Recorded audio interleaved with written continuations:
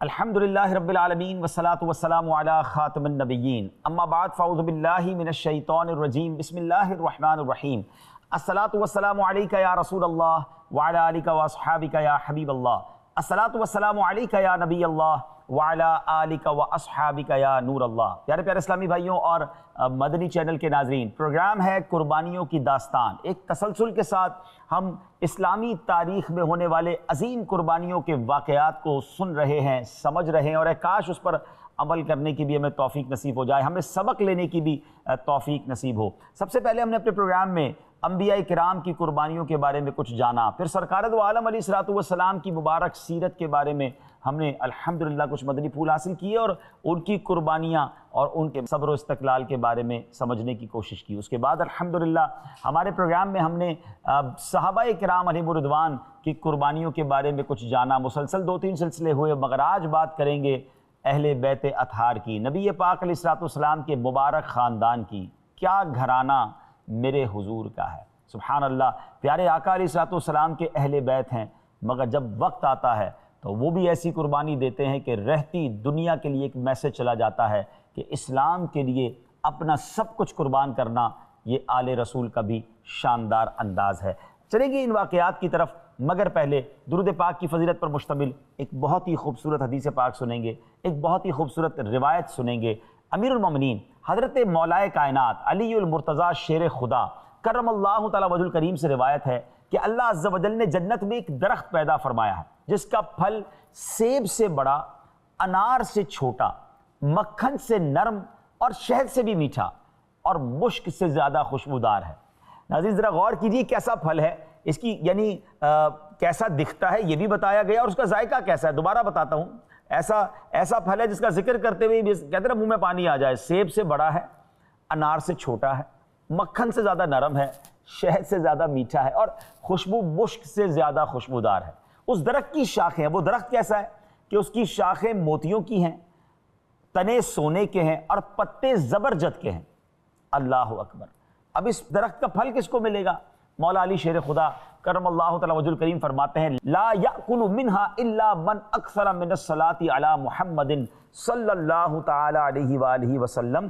فرماتے ہیں درخت کا پھل صرف وہی کھا سکے گا جو سرکار والا تبار حبیب پروردگار صلی اللہ تعالی علیہ وسلم پر کثرت سے درود پاک پڑھے گا۔ سبحان اللہ۔ اے درود پاک پڑھنے والوں، آپ کو مبارک ہو، انشاءاللہ جنت کے خوشبودار ذائقہ دار پھل آپ کے منتظر ہیں۔ اور جو درود پاک پڑھنے میں کنجوسی کرتے ہیں انہیں کنجوسی نہیں کرنی چاہیے، فضول باتوں سے اپنا وقت نکالیے اور درود پاک کی کثرت کیجیے اور جنت کے پھلوں کے حقدار بنیے۔ کیا خوبصورت بات اعلیٰ حضرت امام اہل سنت لکھتے ہیں نا، وہ تو نہایت سستا سودا بیچ رہے ہیں جنت کا، وہ تو نہایت سستا سودا بیچ رہے ہیں جنت کا، ہم مفلس کیا مول چکائیں اپنا ہاتھ ہی خالی ہے۔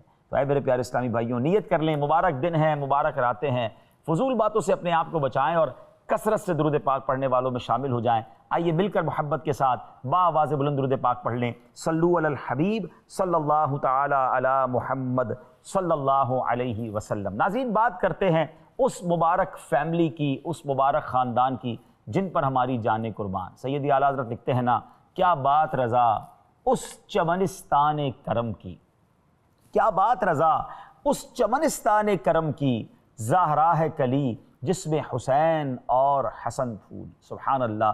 نبی پاک کے گھرانے کی تو کیا شان ہے، ان کا مرتبہ کتنا عرفہ و اعلیٰ ہے، مگر جب جب راہ خدا میں قربانی دینے کی بات آتی ہے، جب جب دین متین کی بارے میں سازشیں ہوتی ہیں تو اہل بیت اطہار کسی معاملے میں پیچھے نہیں رہتے، بلکہ لیڈ فرام دا فرنٹ کا کردار ادا کیا۔ اور سبحان اللہ، واقعہ کربلا کو کون بھول سکتا ہے؟ یہ ایک ایسا واقعہ ہے جو رہتی دنیا کے لیے ایک درس ہے، رہتی دنیا کے لیے ایک پیغام ہے۔ کیا خوبصورت شعر شاعر لکھتے ہیں نا کہ قتل حسین اصل میں مرگ یزید ہے۔ ٹھیک ہے، اس واقعے میں امام حسین رضی اللہ تعالیٰ عنہ اپنے خاندان والوں کے ساتھ شہید ہو گئے، مگر شہادت کے ساتھ مقابلے میں ہارے نہیں، بلکہ ایسی فتح حاصل کی کہ ساری زندگی قیامت تک کے لیے اسلام کے پرچم کو سر بلند کر دیا۔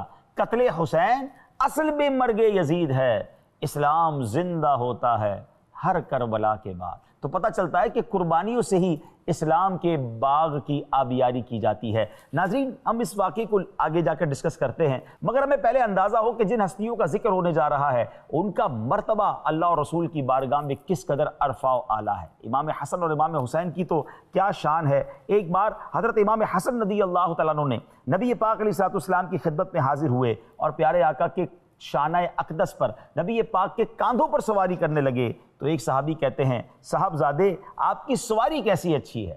اللہ اکبر۔ نبی پاک علیہ السلام کا جواب سنیں، پیارے آقا فرماتے ہیں یہ بھی تو کہو کہ سوار کیسا اچھا ہے۔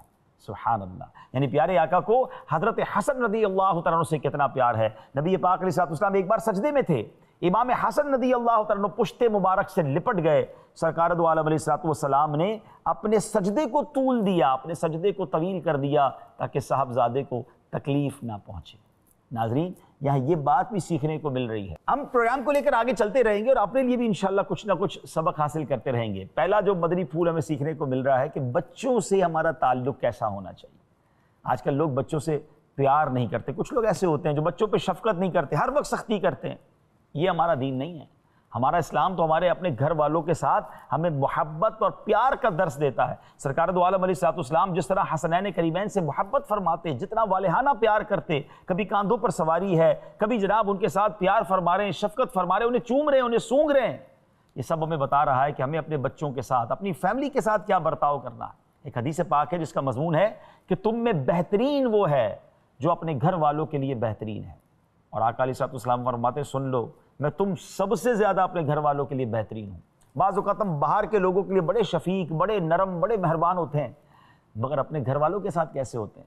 باہر تو جناب بڑے حسن اخلاق کے پیکر ہوتے ہیں اور گھر جا کر جو ہے وہ شیر ببر بن جاتے ہیں۔ ایسا نہیں ہونا چاہیے۔ ویسے میں ایک سوال کرنا چاہتا ہوں ناظرین، مجھے بتائیے کہ دو قسم کے والد ہوتے ہیں نارملی۔ ایک وہ ہوتے ہیں جب گھر میں جاتے ہیں تو بچے کہتے ہیں جلدی سو جاؤ، چھپ جاؤ، ابو آ گئے ہیں، اور وہ بستر میں چلے جاتے ہیں کیونکہ ابو نے آتی کلاس لینی ہے، ابو نے آ کے جناب ڈانٹنا ہے اور جھاڑنا ہے، طنز کرنا ہے۔ اور ایک والد وہ ہوتا ہے جیسے گھر میں جاتے ہیں بچے دوڑتے ہوئے آتے ہیں کہ چلو چلو ابو آ گئے ہیں، وہ ابو سے آ کے لپٹ جاتے ہیں۔ مجھے بتائیے ان دونوں قسم کے جو والدین ہیں، کون اپنے بچے کی یا اپنی فیملی کی زیادہ اچھی تربیت کر سکے گا؟ وہ جس سے بچے پیار کرتے ہیں یا وہ جس سے بچے اور گھر والے ڈرتے ہیں؟ اپنے بارے میں آپ چیک کر لیں کہ ہمارا گھر میں کیا کردار ہے۔ فیملی ممبر بنیے، گھر کا اچھا فرد بنیے، نرمی، پیار، حسن اخلاق کے سب سے زیادہ حقدار تو ہمارے گھر والے ہیں۔ اور سبحان اللہ، نبی پاک علیہ السلام نے یہ پریکٹیکل کر کے بتایا۔ حسنین کریمین کی شان کیسی کہ پیارے آقا علیہ السلام ایک جگہ فرماتے ہیں کہ امام حسن اور امام حسین کے بارے میں کہ یہ ہمارے یہ دونوں بیٹے جوانان جنت کے سردار ہیں۔ جنتی صرف نہیں کہا بلکہ نوجوانان جنت کے سردار کہا۔ سبحان اللہ۔ ایک جگہ نبی پاک علیہ السلام فرماتے ہیں ان کا دوست ہمارا دوست اور ان کا دشمن ہمارا دشمن ہے۔ ایک اور جگہ فرمایا یہ دونوں عرش کی تلواریں ہیں۔ فرمایا حسین مجھ سے ہے اور میں حسین سے ہوں، اللہ عز و جل دوست رکھے اسے جو حسین کو دوست رکھے، حسین سبت ہے اسبات سے۔ اے میرے پیارے اسلامی بھائی، جن کا اتنا بڑا مرتبہ ہو، نبی پاک نے پیار سے چومتے بھی تھے اور سونگتے بھی تھے اور فرماتے یہ میرے دو پھول ہیں، ان کو پھولوں کی طرح اسمیل کرتے تھے۔ ایک بار سرکار دو عالم علیہ السلام کی گود میں امام حسن بھی تھے اور آپ کے اپنے صاحبزادے حضرت ابراہیم رضی اللہ تعالیٰ عنہ بھی تھے، دونوں کم عمر تھے۔ جبریل امین آئے اور آ کر عرض کی کہ حضور دونوں میں سے کسی ایک کو منتخب کر لیجئے کہ ایک دونوں میں سے آپ سے جدا ہو جائیں گے، یعنی ان کی وفات ہو جائے گی۔ پیارے آقا علیہ السلام کو گویا یہ اختیار دیا گیا۔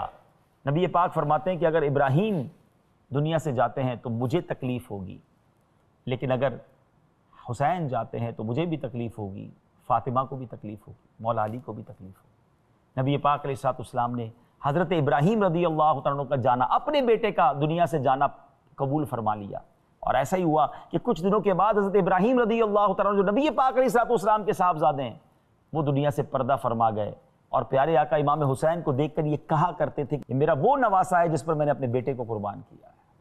ناظرین، یہ تمام مراتب، یہ تمام فضائل بیان کرنے کا مقصد یہ کہ جو اتنا لاڈوں سے، اتنا نازوں سے پلا ہوا ہو، پھر اس کو کسی امتحان میں ڈالنا نارملی لوگ پسند نہیں کرتے، مگر قربان جائیے رسول پاک علیہ السلام مولا علی کرم اللہ تعالیٰ وجہ الکریم اور بی بی فاطمہ خاتون جنت رضی اللہ تعالیٰ عنہ کی تربیت پر کہ وہ امام حسین کو کس طرح قربانی کے لیے تیار کرتے رہے۔ جی ہاں، ان کو معلوم تھا، بچپن میں ہی یہ بات مشہور ہو گئی تھی مدینہ منورہ میں کہ امام حسین رضی اللہ تعالیٰ عنہ شہید کر دیے جائیں گے۔ جی ناظرین، آئیے میں آپ کو سناتا ہوں۔ ہوا یہ کہ سرکار دو عالم علیہ السلام ایک بار حضرت ام سلمہ رضی اللہ تعالیٰ عنہ کے کاشانے میں تشریف فرما تھے۔ ایک فرشتہ حاضر ہوا جو اس سے پہلے کبھی حاضر نہیں ہوا تھا، اور نبی پاک علیہ السلام کی بارگاہ میں حاضری کا اجازت لے کر، اذن لے کر حاضر ہوا، اور نبی پاک علیہ السلام نے ام المومنین سے فرمایا کہ دروازے کی نگہبانی رکھو، کوئی آنے نہ پائے۔ اتنے میں سیدنا امام حسین رضی اللہ تعالیٰ عنہ دروازہ کھول کر پیارے آقا کی خدمت میں حاضر ہو گئے۔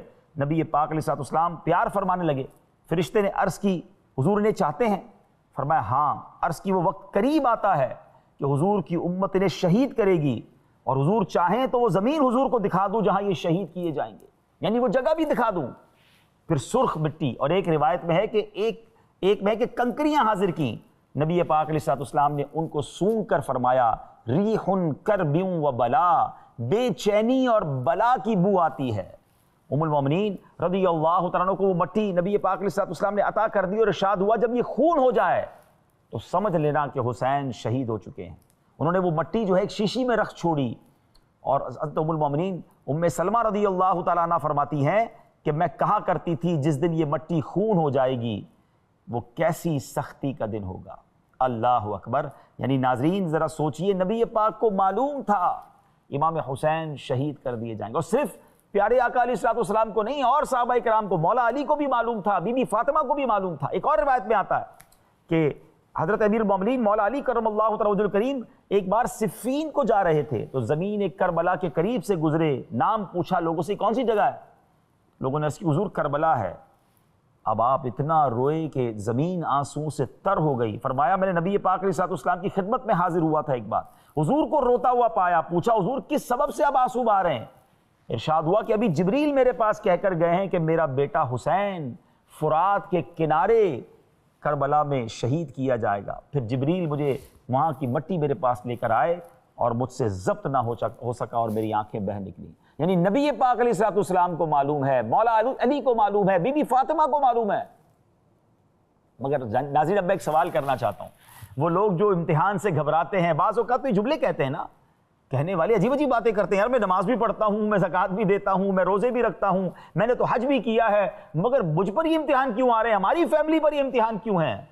مجھے بتائیے، ہم سرکار دو عالم صلی اللہ تعالیٰ علیہ وسلم کے گھرانے کے قدموں پر لگنے والی خاک کے ایک ذرے کے برابر بھی نہیں ہے، مگر اس گھرانے پر کیسے امتحان آئے؟ مگر یہ سارے راضی ہیں، سارے ریڈی ہیں۔ میں ایک سوال کرنا چاہتا ہوں ناظرین، بی بی فاطمہ خاتون جنت رضی اللہ تعالیٰ عنہ کتنا پیار کرتی تھی امام حسین سے، مولا علی کس قدر پیار کرتے تھے، اور یہ جانتے تھے کہ سرکار دو عالم علیہ السلام کی دعائیں رد نہیں ہوتی، آپ تو رب کے حبیب ہیں نا۔ مگر کبھی ایسا ہوا کہ بی بی فاطمہ یا مولا علی نے آ کر نبی پاک سے عرض کیا ہو کہ حضور آپ کی دعائیں تو رب رد نہیں فرماتا، آپ دعا کریں کہ حسین پر آنے والا جو امتحان ہے، جو آپ بتاتے ہیں کہ شہید کر دیے جائیں گے، وہ ٹال دیا جائے؟ مگر کیا سرکار دو عالم علیہ السلام نے دعا کی، اللہ کی بارگاہ میں التجا کی؟ اللہ اکبر، یہ بڑا اہم نکتہ ہے۔ they all knows، وہ سب جانتے تھے۔ مدینہ شریف میں یہ خبر مشہور تھی کہ امام حسین شہید کر دیے جائیں گے۔ امام حسین ہی نبی پاک سے کبھی عرض کر دیتے کہ نانا جان آپ اتنا مجھ سے پیار کرتے ہیں اور آپ کہتے بھی ہیں کہ میں شہید ہو جاؤں گا، آپ اللہ سے دعا کریں نا یہ امتحان ٹل جائے۔ اللہ اکبر، ایوری بڈی نوز، سب کو معلوم تھا، مگر سب امتحان کی تیاری کر رہے تھے۔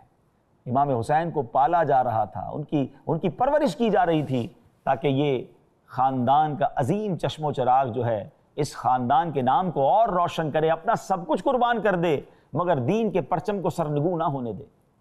اللہ اکبر، یہ کیسا درس ہے۔ کربلا کے واقعے کی تو بعد میں بات کرتے ہیں، واقعے سے پہلے کی بات تو کریں نا۔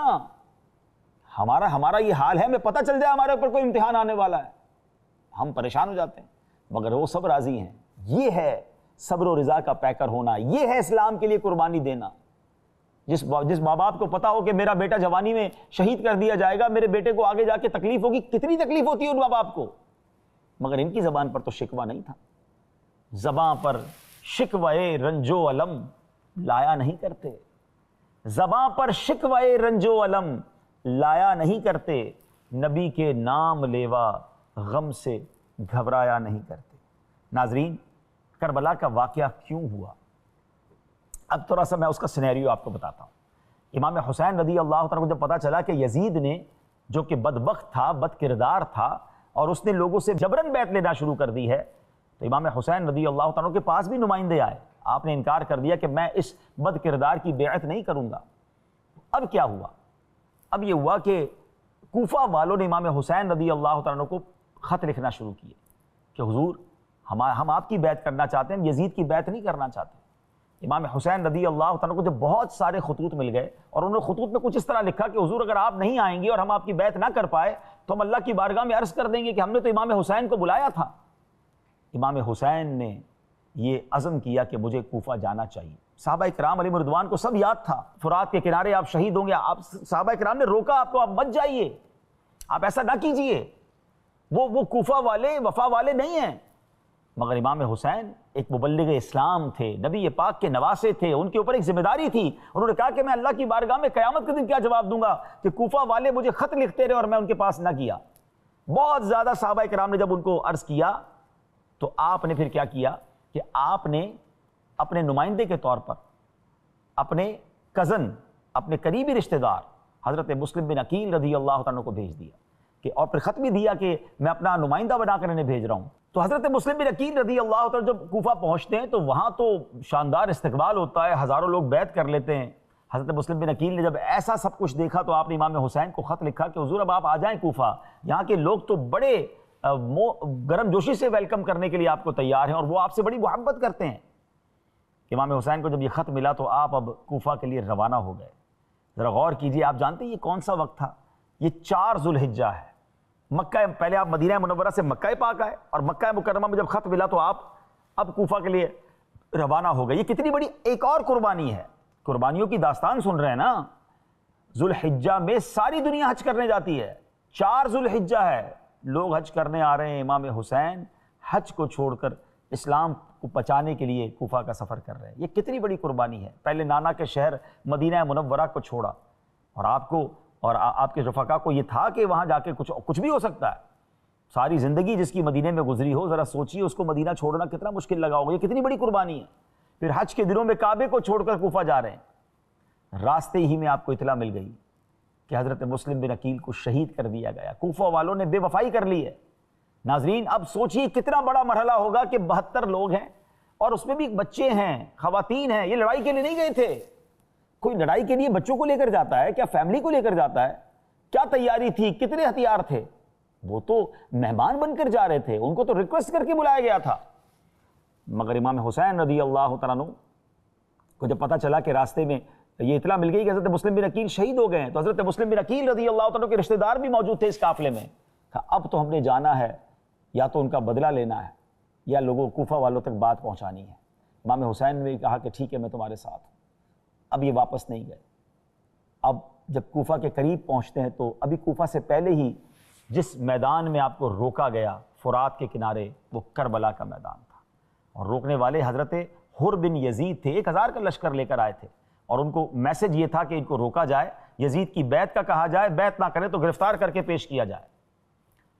حضرت حر بن یزید 1000 کا لشکر لے کر آئے۔ امام حسین کو جب انٹرسیپٹ کیا تو امام حسین نے کہا کہ میں لڑنے نہیں آیا ہوں، مجھے تو کوفہ والوں نے لیٹر دیے، اپنے لیٹر دکھائے آپ نے۔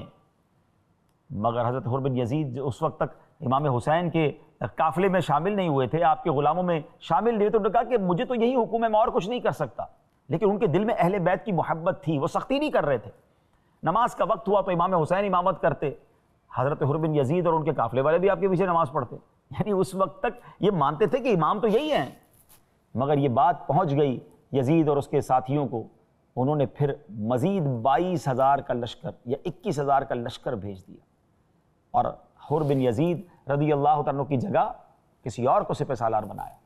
اور ناظرین، اس کے بعد کیا ہوا؟ اس کے بعد پانی بھی بند کر دیا گیا۔ 3 دن فرات کے کنارے موجود ہیں، نہر قریب ہے، مگر پانی بند کر دیا گیا۔ یہ کیسا ظلم تھا، یہ کیسی تکلیف تھی! اللہ اکبر! ذرا غور کیجئے۔ اور یہ کس پر تھی؟ کہ جو نبی پاک علیہ السلام کی آنکھوں کے تارے ہیں، جو سرکار دو عالم علیہ السلام کی آنکھوں کے نور ہیں، جو حضرت فاطمہ رضی اللہ تعالی عنہا کہ جگر کے ٹکڑے ہیں۔ اللہ اکبر، ذرا غور تو کیجئے۔ شاعر کہتے ہیں نا، کس شقی کی ہے حکومت، ہائے کیا اندھیر ہے، دن دہاڑے لٹ رہا ہے کاروان اہل بیت۔ جب بہت زیادہ پیاس نے ستایا تو امام حسین رضی اللہ تعالیٰ عنہ نے اپنے ننھے شہزادے حضرت علی اصغر رضی اللہ تعالیٰ عنہ جو 6 ماہ کے ہیں، ان کو کہا کہ مجھے ان کو تو پانی پلانے دو، پیاس سے بے قرار ہیں۔ ان ظالموں نے پانی دینے کے بجائے ایسا تیر چلایا کہ حضرت علی اصغر رضی اللہ تعالیٰ عنہ کے مبارک حلق پر لگا اور وہ بھی شہید ہو گئے۔ دیکھا جو یہ نظارہ کانپا ہے عرش سارا، اصغر کے جب گلے پر ظالم نے تیر مارا۔ اے زمین کربلا یہ تو بتا کیا ہو گیا، اے زمین کربلا یہ تو بتا کیا ہو گیا، ننھا علی اصغر تیری گودی میں کیسے سو گیا۔ اے میرے پیارے اسلامی بھائیو، ایک ایک کر کے جوانان اہل بیت شہید ہوتے گئے، حضرت علی اکبر بھی شہید ہو گئے، ایک ایک کر کے نبی پاک علیہ الصلوۃ والسلام کے خاندان، جی ہاں اہل بیت اطہار، پیارے آقا کی آنکھوں کے تارے شہید ہو رہے ہیں۔ اور جب 10 محرم کا دن تھا، امام حسین رضی اللہ تعالیٰ عنہ نے اس لڑائی سے پہلے ایک شاندار خطبہ دیا تھا ناظرین۔ اس خطبے میں بڑے، جس کو کہنا کہ ایسا خطبہ تھا جو رونگٹے کھڑے کر دیتا۔ اس کے چند مندرجات یہ تھے کہ اے لوگوں، میں جانو میں کون ہوں، میں نبی پاک علیہ الصلوۃ والسلام کا نواسا ہوں، جس کے بارے میں نبی پاک نے فرمایا میں حسین سے ہوں، حسین مجھ سے ہے، مجھے جنتی نوجوانوں کا انہوں نے سردار کہا ہے، میں تم سے لڑنے نہیں آیا، مجھے کوفہ والوں نے پرچیاں دے کر بلایا، اگر تم کہتے ہو تو میں واپس چلا جاتا ہوں، اور اگر تم مجھے واپس نہیں جانے دیتے اور مجھے شہید کرتے ہو تو تم بتاؤ قیامت کے دن تم اللہ کو منہ کیا دکھاؤ گے، تم نبی پاک کو کیا جواب دو گے۔ اس قدر آپ نے اپنے بیان میں ان کو جھنجھوڑنے کی کوشش کی۔ مگر ناظرین، آپ جانتے ہیں یہ سب کچھ کیوں ہوا؟ ایک میں آپ کو عجیب بات بتاتا ہوں۔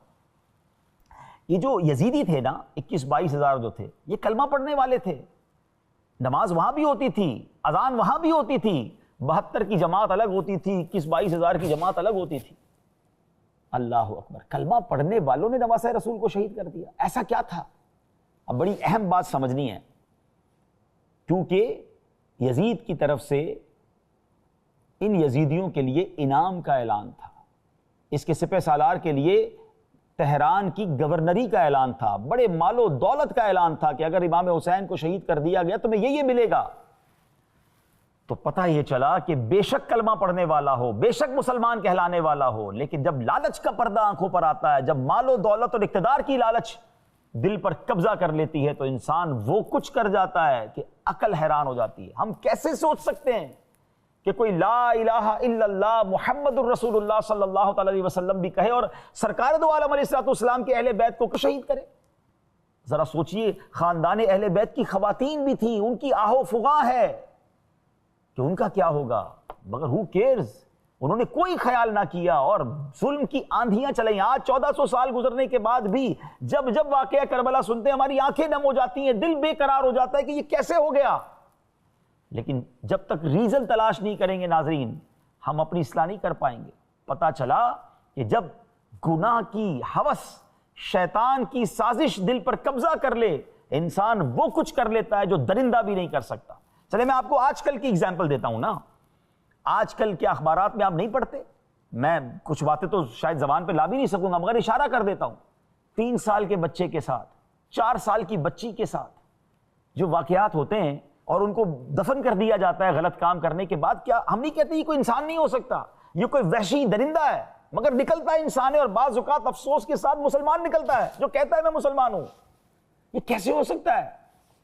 تو وہ بات کربلا کی بھی یاد رکھیے اور آج کے یہ واقعات بھی ذہن میں رکھیے۔ اس سے سمجھنا یہ ہے کہ جب شیطان کے ہاتھوں میں کسی کا دل آ جائے نا، مٹھی میں آ جائے، تو وہ انسان کو درندہ بنا دیتا ہے، انسان سے ایسے کام کرواتا ہے جو عقل حیران ہو جاتی ہے۔ تو کبھی سیٹسفائی نہ ہوا کریں۔ اب اس سے سیکھنا یہ کہ ہمیں شیطان سے دور رہنا ہے، اس کے واروں سے دور رہنا ہے، نفس و شیطان کی لالچ سے دور رہنا ہے۔ مگر کیسے رہیں گے جب دن رات شیطان کی بات مانی جا رہی ہے، جب دن رات شیطان کی باتوں پر عمل کیا جا رہا ہے، برے دوستوں میں بیٹھا جا رہا ہے، شرابیوں اور جواریوں اور معاذ اللہ بدکاروں کے ساتھ جو بندہ بیٹھ رہا ہے اور حرام کمانے کے پلان کر رہا ہے، تو کبھی بھی شیطان اس کا دل اپنی مٹھی میں لے گا اور اس سے ایسے کام کروائے گا کہ بعض اوقات اس کی عقل حیران ہو جائے گی۔ اپنی ماں، اپنی بہن، کیا ہم نے نہیں سنے واقعہ کہ اپنے گھر کی خواتین کے ساتھ لوگوں نے کیا کچھ کر دیا جب نشے کے اندر تھے، جب شیطان نے ان پر حملہ کیا. تو سیکھیے ان واقعات کو، صرف ایک واقعے کی طرح نہ سمجھیے. ہم نے سیکھنا بھی ہے کہ ہم نے بھی اپنے آپ کو بچانا ہے، اور بیسٹ وے کیا ہے کہ اچھے ماحول میں رہیں، اچھے لوگوں میں رہیں، اللہ رسول کی محبت کرنے والوں کے ساتھ رہیں، خوف خدا والوں کے ساتھ رہیں، اہل بیت اور صحابہ کی محبت کرنے والوں کے ساتھ رہیں، تاکہ گناہ کی طرف پہلا قدم اٹھے تو ہمیں کوئی روک لے. احادیث میں یہ مضمون ملتا ہے کہ جب بندہ کوئی گناہ کرتا ہے اس کے دل پر ایک سیاہ نقطہ لگ جاتا ہے، ایک نقطہ، دوسرا گناہ کرتا ہے ایک اور سیاہ نقطہ، تیسرا کرتا ہے ایک اور سیاہ نقطہ، ایک وقت آتا ہے اس کا پورا دل ہی کالا ہو جاتا ہے. اب نصیحت کی کوئی بات اثر نہیں کرتی. وہ تمام لوگ غور کریں کہ جب کوئی دینی بات انہیں کہتا ہے انہیں بیزاری کیوں محسوس ہوتی ہے. اللہ رسول کی بات ہو تو ان کو دل نہیں لگتا ہے، مسجد میں ان کا دل چین نہیں پاتا ہے، تلاوت قرآن ہو تو نیند آنے لگتی ہے، بھاگنے کو جی چاہتا ہے. کہیں ایسا تو نہیں کہ دل سیاہ ہو گیا ہے؟ پلیز، خوف خدا میں آنسو بہا کر اس دل کو اجالا کیا جا سکتا ہے، اس دل کو صاف کیا جا سکتا ہے، مگر اس کے لیے نیک ماحول کی بڑی ضرورت ہے. بہرحال یہ انسیڈنٹ ہوا، سب کو شہید کر دیا گیا. قربانی کی داستان ہے نا یہ سلسلہ، کیسی قربانی ہے. رہتی دنیا کے لیے یہ درس ہے کہ آپ نے جب آخری وقت آیا تو امام حسین نے ایک عرض کی تھی کہ مجھے امام حسین نے فرمایا کہ مجھے سجدہ کرنے دو، 2 رکعت نفل پڑھنے دو، اور آپ نے نماز پڑھی اور سجدے ہی کے عالم میں امام حسین کو شہید کر دیا گیا. یہ سجدہ بھی پیغام دے رہا ہے ناظرین. عبادت ہو تو ایسی ہو، تلاوت ہو تو ایسی ہو. سر شبیر تو نیزے پر بھی قرآن سناتا ہے، یعنی تلواروں کے سائے میں آپ نماز پڑھ رہے ہیں، اور جب آپ کا سر اقدس نیزے پر اٹھایا گیا تو آپ کے سر اقدس سے تلاوت کی آواز آ رہی ہے. یہ سجدہ، یہ تلاوت ہمیں بتا رہی ہے کہ ہم تو تلواروں کے سائے میں بھی نماز نہ چھوڑیں. اور اے اہل بیت کے چاہنے والوں، کربلا والوں کی یاد منانے والوں، ہم کربلا کی نیاز تو بڑے شوق سے کرتے ہیں. کہ ہمارا کام صرف کھچڑا بنانا، نیاز کرنا، نعرے لگانا ہی ہے؟ وہ کربلا کے میدان میں نمازیں پڑھیں اور آپ اپنے گھروں میں بیٹھ کر ٹھنڈی چھاؤں میں نماز نہ پڑھیں. ان کا سر اقدس نیزے پر تلاوت کرے اور ہم سارا سال قرآن پاک بلکہ قرآن پڑھنا ہی ہمیں نہ آئے. بتائیے نا، ہم کہتے تو ہیں حسینی ہیں، ہونا بھی حسینی چاہیے، یزیدی تھوڑی ہونا ہے. مگر میں 2-3 باتیں کر کے اپنی بات ختم کرتا ہوں، ایک پیغام دے کر جانا چاہتا ہوں. مجھے بتائیے کربلا کی راتوں میں کیا ہوا تھا. جب یہ 10 محرم سے پہلے جو راتیں تھی نا، 2 خیمے لگے ہوئے تھے. ایک خیمے میں تلاوت ہے، دعائیں ہیں. اس رات بڑی گریہ وزاری تھی اللہ کی بارگاہ میں. شہدائے کربلا، اہل بیت اطہار دعائیں کرتے رہے، عبادت کرتے رہے، سجدے کرتے رہے. مگر یزیدی لشکر کے خیموں میں ناچ گانے تھے، رنگ رلیاں تھیں، شراب تھی. مجھے بتائیے ہماری راتیں کیسی گزرتی ہیں آج؟ یزیدی طریقے پر یا حسینی طریقے پر؟ شراب پینے والا کیسے کہتا ہے میں یہ حسینی ہوں؟ جوا کھیلنے والا کیسے کہتا ہے میں حسینی ہوں؟ نماز قضا کرنے والا یہ کیسے کہہ سکتا ہے میں حسینی ہوں؟ بے پردہ بے حیا عورتوں سے دوستیاں لگانے والا، رنگ رلیاں منانے والا کیسے کہہ سکتا ہے میں حسینی ہوں؟ پوچھیے اپنے آپ سے. اگر حسینی ہیں تو کربلا کا میدان نماز کا درس دیتا ہے، کربلا کا میدان تلاوت کا درس دیتا ہے، کربلا کا میدان اللہ کی بارگاہ میں مناجات کا درس دیتا ہے. خواتین کو کیسا درس مل رہا ہے کہ سامنے گھر کے افراد شہید ہو رہے ہیں مگر بے پردہ ہو کر باہر نہیں نکل رہی ہیں، اللہ کی رضا پر راضی ہیں. کربلا کا میدان ہماری ماؤں بہنوں کو پردے کا درس دیتا ہے. مصیبت تو دور کی بات ہے، آج تو خوشیوں میں بے پردگی ہو رہی ہے. شاپنگ سینٹر اور بازار آباد ہیں اور بے پردہ گھوم رہی ہیں اور کہتی ہیں ہم کربلا والوں سے محبت کرتی ہیں. اگر خاتون جنت کی کنیزیں ہیں تو پردہ اختیار کیجیے، حیا کی چادر اپنائیے. بہرحال ناظرین، کربلا کا میدان ہم سب کو یہ درس دیتا ہے، ہماری ماؤں بہنوں کو بھی یہ درس دیتا ہے. تو اے محبت کرنے والوں، کربلا والوں سے ان پیغامات کو ریسیو کیجیے اور پھر اپنی زندگی میں امپلیمنٹ کیجیے، اپنی ذات میں اس کو شامل کیجیے. اللہ پاک مجھے اور آپ کو حسینی طریقے پر زندگی گزارنے کی توفیق عطا فرمائے، یزیدی طریقوں سے ہمیں بیزاری نصیب فرمائے، اور امام حسین کے نقش قدم پر چل کر دین متین کی خاطر قربانیاں دینے والا ہم سب کو بنا دے. ناظرین، پروگرام دیکھتے رہیے. اگلے پروگرام میں مزید قربانیوں کی داستان لے کر آئیں گے. ہمیں اپنی دعاؤں میں یاد رکھیے گا. صلو علی الحبیب صلی اللہ تعالی علی محمد صلی اللہ علیہ وسلم.